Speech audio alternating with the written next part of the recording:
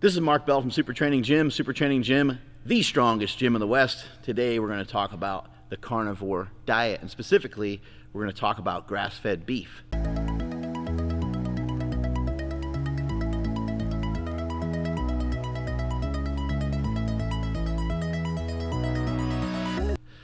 Get a lot of questions about, what's the difference between grass-fed beef, what's the difference between organic beef, and what's the difference between that and regular meat, right? Whether it be a steak or whether it be ground beef. My opinion on it, and this is just my opinion on it is that it doesn't make that big of a difference. I personally don't feel that if you're searching for certain types of fats, specifically like omega-3 types of fats, I don't think that you search for it in a cow. I think that you would search for it elsewhere, such as in some sort of fish or some sort of marine type of animal of some sort, something that swims, basically. There's some evidence that there's some differences with grass-fed beef in terms of the amino acid profile as well as the fats. Something that doesn't seem like it's disputable, at least from my understanding, is the fact that with beef that is not grass-fed, it has potential to be more damaging to the environment. That's the only difference that I see. That's the only difference that I hear pop up here and there. So there are farms that they utilize regenerative agriculture, and the farms that use regenerative agriculture can feed the cows grass. It can be grass-fed, grass-finished, and it can leave behind kind of a small footprint. And they also don't need as much acreage as some of these other big farms. But that's from what I'm hearing from all these different sources, that's about the only difference that I can tell. People cannot really seem to agree one way or the other how beneficial it is. You got Paul Saladino on one end who wants you to be super cautious and super careful about where you source your meat.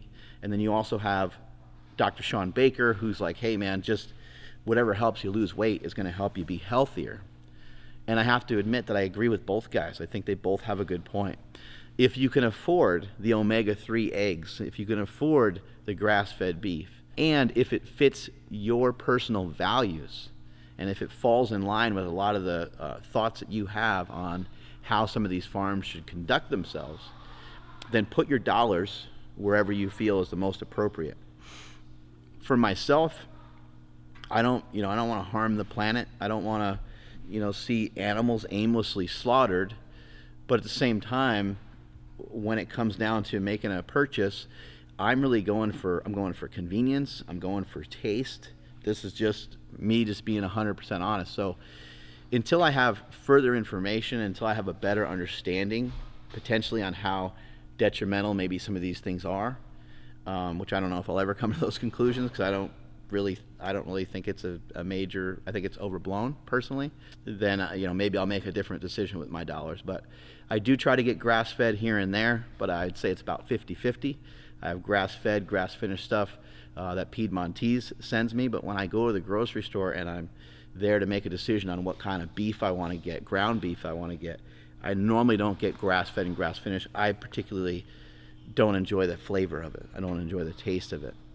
So that's my conclusion on it. And in terms of body composition, I can't imagine it making a big difference. And if you guys have different evidence, if you guys have different information, please notify us in the comments below if you have information or studies or whatever you got. I'd love to hear it, because I'm definitely open to it.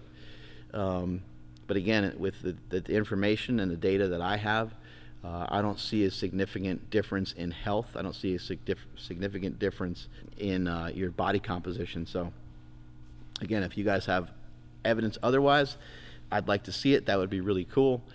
Otherwise, that's all I got. Strength is never a weakness. Weakness never a strength. Catch y'all later.